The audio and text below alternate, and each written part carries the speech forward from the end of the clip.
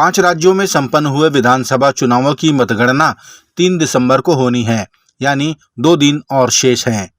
लेकिन उसके पूर्व मीडिया जगत में जो एग्जिट पोल प्रस्तुत हुआ है, उसे देखकर दोनों ही पार्टियां असमंजस में हैं। छत्तीसगढ़ में एग्जिट पोल के अनुसार कांग्रेस अपने लक्ष्य 75 सीटों तक पहुंचती नहीं दिखाई दे रही है। वहीं भारतीय जनता पार्टी 14 से बढ़कर 40 तक पहुंच गई है। एग्जिट पोल को लेकर दोनों ही पार्टियों के नेताओं ने अपने अपने तर्क दिए। मुख्यमंत्री भूपेश बघेल ने कहा कि किसी भी एग्जिट पोल में समानताएं नहीं हैं, लेकिन 2 दिनों बाद सभी एक समान नजर आएंगे। मुख्यमंत्री ने कहा कि एग्जिट पोल चलने दीजिए, सरकार हमारी ही बनेगी। भैया कितने एग्जिट पोल हुए? 7 हुए। 7 एग्जिट पोल में किसी का आंकड़े एक आध समानता है, लेकिन 2 दिन बाद वो सभी पोल जो है एक समान होंगे। तो एग्जिट पोल चलने दीजिए, लेकिन सरकार हमारी बनेगी, भारी बहुमत से बनेगी। इधर भारतीय जनता पार्टी को एग्जिट पोल में अच्छी स्थिति में बताए जाने पर भाजपा के नेता खुश नजर आए। पूर्व मुख्यमंत्री डॉक्टर रमन सिंह ने कहा कि 75 पार की बात करने वाले 40 तक भी पहुंच नहीं पाएंगे।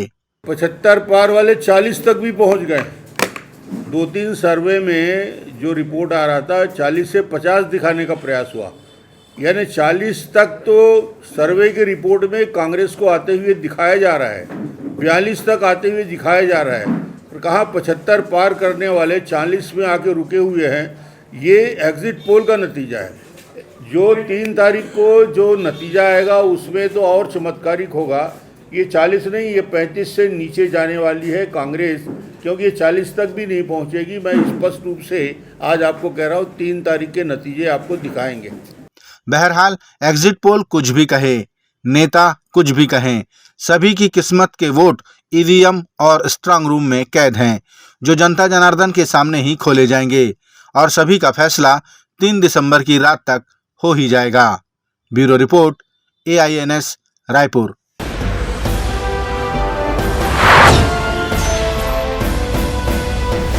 विश्व एड्स दिवस पर स्वास्थ्य विभाग द्वारा जागरूकता रैली निकाली गई और लोगों को एड्स जैसी खतरनाक बीमारी से बचाव की जानकारी दी गई। गौरतलब है कि इस बीमारी का इलाज अब तक अप्राप्त है। इस बीमारी से बचने का एकमात्र जरिया है इसके बारे में जानकारी होना। जानकारी ही इस बीमारी से बचाव का रास्ता है। इसीलिए स्वास्थ्य विभाग प्रतिवर्ष 1 दिसंबर के अलावा समय समय पर शिविर और कार्यक्रमों के माध्यम से एड्स संबंधी जानकारी लोगों तक पहुंचाती है।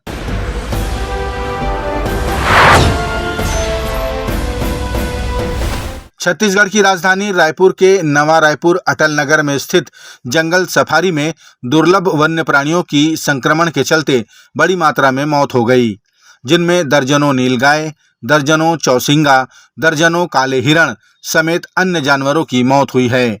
जंगल सफारी के वन्य प्राणी चिकित्सक इन दिनों छुट्टी पर हैं, जिसकी शिकायत PCCF से की जा चुकी है। मृतक वन्य प्राणियों की संख्या समुचित इलाज न मिल पाने से और संक्रमण बढ़ने के कारण बढ़ी है, जो अब भी खतरा बनी हुई है। जल्द ही अगर वन्य प्राणियों को समुचित इलाज नहीं पहुंचाया गया तो और भी वन्य प्राणी मौत के मुंह में जा सकते हैं।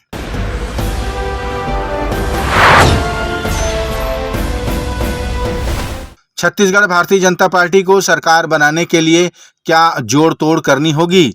क्या ऑपरेशन लोटस चलाना पड़ सकता है?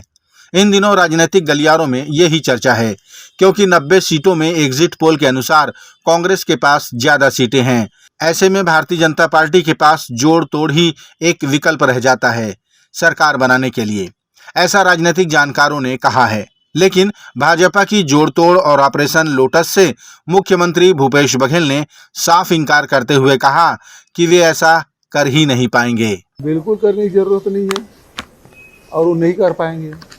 पूरी बहुमत है, अपनी मेहनत पे हमको विश्वास है और जनता पे भरोसा है, ऐसा नहीं कर पाएंगे।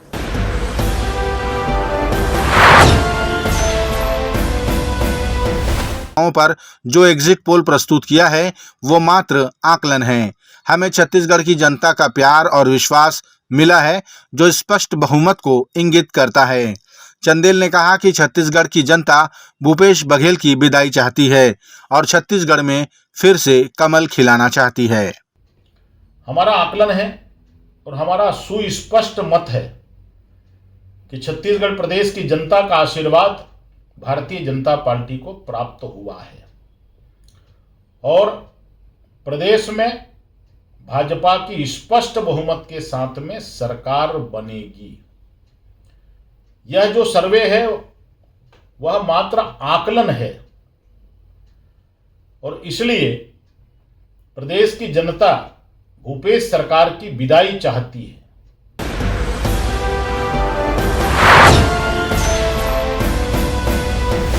आगामी 8 दिसंबर को छत्तीसगढ़ी फीचर फिल्म गुइयां रिलीज होने वाली है।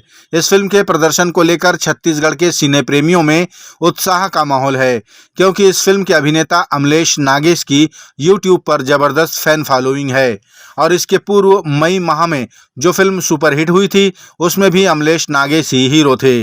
वह फिल्म थी ले शुरू हो गए मैया के कहानी। छत्तीसगढ़ी फिल्म गुइयां में अमलेश नागेश के अपोजिट जिस अभिनेत्री ने अभिनय किया है उनका नाम है हेमा शुक्ला। हेमा अपनी खूबसूरती के लिए भी जानी जाती हैं। फिल्म के गीत और ट्रेलर यूट्यूब पर धमाल मचा चुके हैं। अब दर्शकों को पूरी फिल्म का इंतजार है। वह इंतजार भी 8 दिसंबर को खत्म हो जाएगा।